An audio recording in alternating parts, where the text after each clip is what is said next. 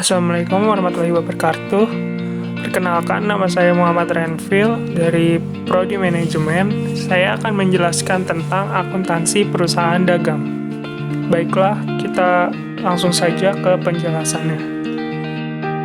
Pengertian. Perusahaan dagang adalah perusahaan yang kegiatan utamanya membeli, menyimpan, dan menjual kembali barang tanpa memberikan nilai tambah atau mengubah bentuk.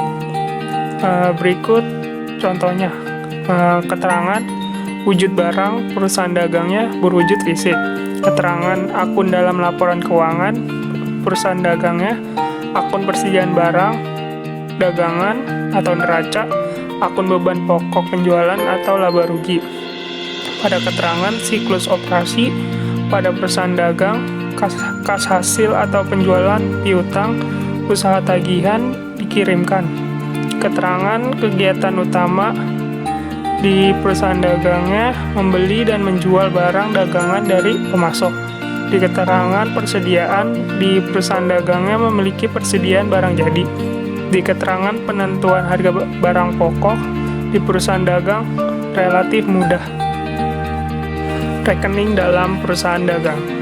Yang pertama itu pembelian, kedua itu retur pembelian, ketiga itu pembelian, keempat beban angkut pembelian, kelima itu utang dagang, keenam itu piutang dagang. Mencatat transaksi ke buku jurnal umum. Pada keterangan penjualan tunai, transaksinya itu kas di debit dan penjualan itu di kredit. Keterangan penjualan kredit, di transaksinya itu piutang usaha di debit dan penjualan di kredit. Keterangannya potongan penjualan, transaksinya di kas, di debit, potongan penjualan ada di debit dan piutang dagang ada di kredit. Keterangannya retur pembelian secara kredit, di transaksinya itu utang dagang di debit dan retur pembelian ada di kredit. Retur pembelian secara tunai, transaksinya di kas ada di debit dan retur pembelian ada di kredit. Beban angkut pembelian secara kredit, transaksinya itu pembelian di debit, beban angkut ada di debit, dan utang dagang ada di kredit. Keterangan retur penjualan secara tunai, transaksinya itu retur penjualan ada di debit dan kas ada di kredit. Keterangan pembelian tunai, transaksinya pembelian di debit dan kas ada di kredit. Pembelian kredit, transaksinya pembelian ada di debit dan utang dagang ada di kredit. Dan potongan pembelian, transaksinya utang dagang ada di debit, potongan pembelian ada di debit, dan kas ada di kredit. Karakteristik perusahaan dagang. Pertama, memiliki aktivitas utama berupa pembeli, menjual, menyimpan di gudang penyimpanan dan kembali menjual. Kedua itu tidak melakukan proses produksi. Ketiga itu perhitungan total keuntungan berpatokan dengan total hasil penjualan dikurangi biaya pembelian dan biaya operasional. Keempat, perusahaan tidak melakukan proses produksi terhadap barang-barang yang dijual. Kelima, barang-barang yang dijual langsung dijual tanpa melalui proses pengolahan atau perubahan sedikitpun. Keenam, kegiatan akuntansi berlandaskan dengan akun persediaan barang, yaitu perhitungan harga pokok penjualan dan laporan laba rugi memakai bentuk single step dan multi step. Kegiatan perusahaan dagang. Dalam catatan maupun prosedur akuntansi perusahaan dagang tidak berbeda dengan perusahaan jasa. Laba atau rugi suatu perusahaan dagang dihitung dengan cara mengurangkan biaya untuk memperoleh pendapatan dari hasil penjualan pada periode yang bersangkutan. Biaya-biaya tersebut meliputi harga pokok atau cost, barang yang terjual, dan biaya-biaya operasi yang terjadi selama periode bersangkutan. Harga pokok barang yang laku dijual disebut dengan harga pokok penjualan. Hal yang harus diperhatikan perusahaan dagang. Pertama, inventory control. Pencatatan persediaan barang atau inventory control di bidang akuntansi dibedakan menjadi dua, yaitu metode persediaan periodik dan perpetual. Dalam metode periodik, adanya transaksi pembelian tidak didebet pada rekening persediaan, tapi pada rekening pembelian. Begitu pula dengan transaksi penjualan, tidak dikredit pada rekening persediaan, tapi pada rekening penjualan. Sedangkan pada metode perpetual, baik jumlah penjualan maupun harga pokok penjualan akan dicatat di setiap barang yang dijual. Dengan cara ini, catatan akuntansi akan secara terus-menerus memperlihatkan jumlah persediaan yang ada. Yang kedua, cash flow atau pengelolaan perusahaan dagang adalah arus kas. Yang ketiga, profit perusahaan. Tanpa profit, perusahaan akan sulit memperoleh keuntungan, sehingga membuat perusahaan tidak berkembang. Ketika perusahaan dagang mengalami hal ini, maka perusahaan akan kalah bersaing dengan perusahaan lain dan bisa membuat perusahaan gulung tikar. Keempat, kelancaran utang piutang. Utang usaha yang lancar menjadi kekuatan untuk selalu tersedianya stok persediaan pada perusahaan dagang. Pada dasarnya, supplier akan senang memberikan barangnya karena utang yang kita miliki selalu dibayar dengan lancar dan tepat waktu. Berikut adalah contoh soal metode periodik. PT Bina Bakti merupakan perusahaan dagang yang melakukan pencatatan berdasarkan sistem periodik. Berikut ini transaksi PT Bina Bakti selama bulan Maret 2017.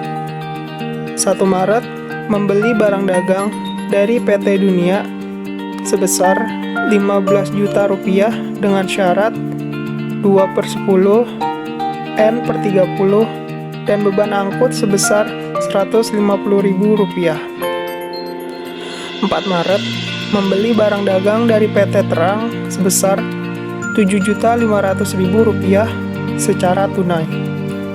7 Maret mengembalikan barang dagangan yang telah dibeli dari PT Terang karena tidak sesuai pesanan sebesar 5.500.000 rupiah.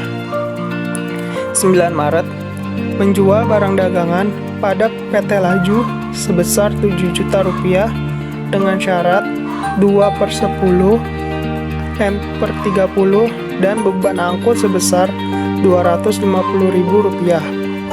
12 Maret membayar lunas hutang pada PT Dunia atas transaksi tanggal 1 Maret 2017.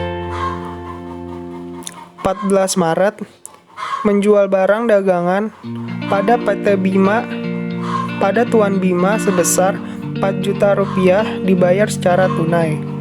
17 Maret diterima pelunasan pembayaran oleh PT Laju untuk transaksi tanggal 9 Maret 2017. 20 Maret menjual barang dagangan pada PT Poli sebesar 3.750.000 rupiah dengan syarat 1/10, N/30, dan beban angkut sebesar 50.000 rupiah. 21 Maret pengembalian barang dagang dari Tuan Bima sebesar 1.500.000 rupiah. 27 Maret diterima pelunasan pembayaran oleh PT Poli untuk transaksi tanggal 20 Maret 2017. 29 Maret membayar beban sewa kantor sebesar 500.000 rupiah. 31 Maret membayar beban gaji untuk bulan Maret 2017 sebesar 3 juta rupiah. Dan berikut adalah jawaban dengan menggunakan metode periodik. Dan berikutnya adalah contoh soal metode perpetual. PT Berkah adalah sebuah perusahaan bangunan. Selama bulan Februari 2021, perusahaan ini melakukan transaksi sebagai berikut. 1 Februari, membayar utang usaha ke PT Bersama Jaya sebesar 30 juta rupiah.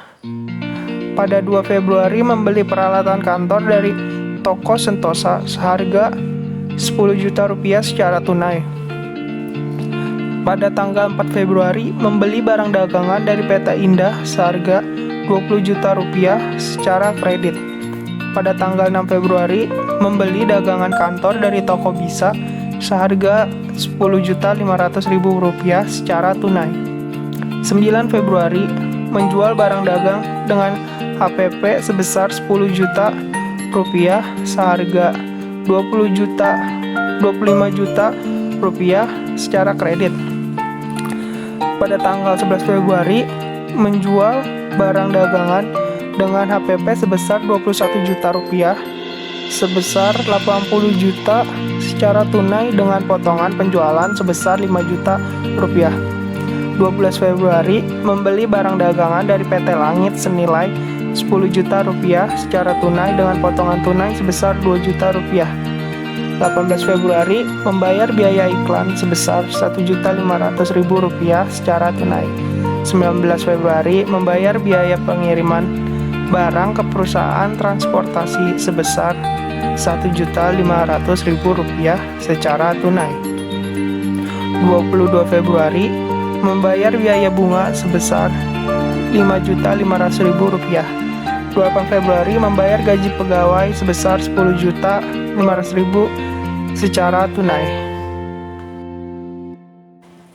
Dan berikut ialah jawaban dari soal metode perpektual.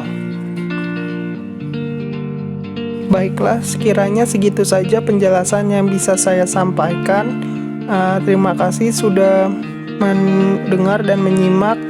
Kurang lebihnya mohon maaf. Wassalamualaikum warahmatullahi wabarakatuh.